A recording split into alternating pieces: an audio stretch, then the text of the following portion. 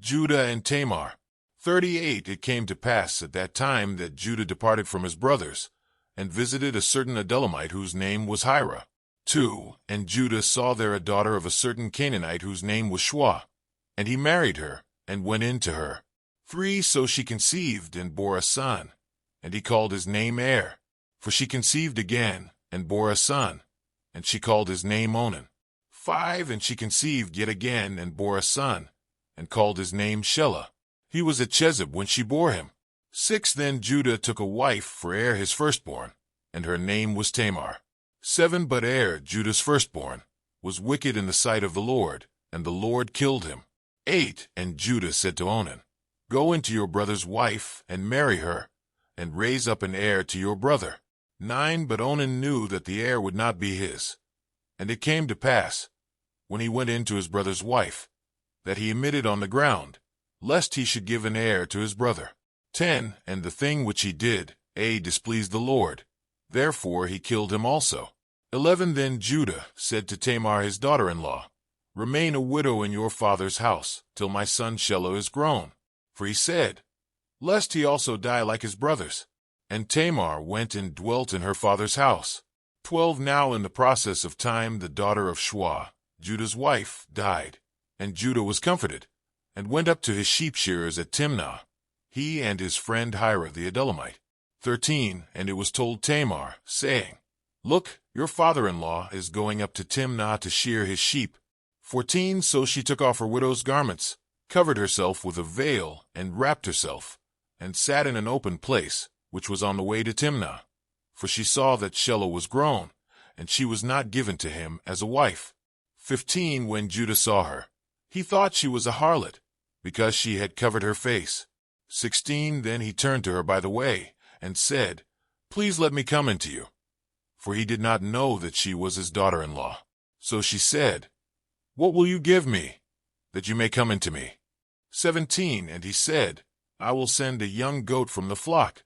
So she said, Will you give me a pledge till you send it? 18 Then he said, What pledge shall I give you? So she said, Your signet and cord, and your staff that is in your hand. Then he gave them to her, and went in to her, and she conceived by him.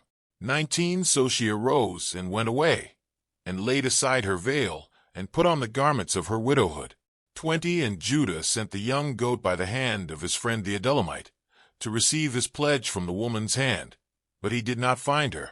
21 Then he asked the men of that place, saying, Where is the harlot who was openly by the roadside?